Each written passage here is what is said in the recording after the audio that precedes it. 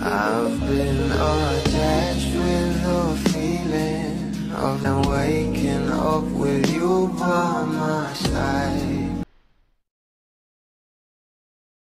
Talaga namang dinumog nga ng maraming bablis ang ating Donnie at Bel Mariano sa Cebu, na kung saan ay talagang sobrang kilig nga ang hatid sa atin ng ating couple.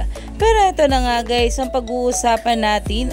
Kung maalala nyo nga guys, ito ngang pagpo ng ating Donnie Pangilinan sa kanyang post ay talagang pinag-usapan dahil talagang marami nga nagtanong kung sino nga ba ito. At ito na nga guys ang patunay na si Bel nga lang ang ganito tawagin ng ating Donnie Pangilinan. Sabay-sabay nating panoorin.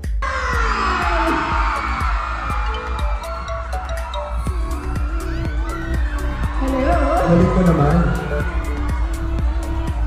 Hello po. Kumusta ka naman?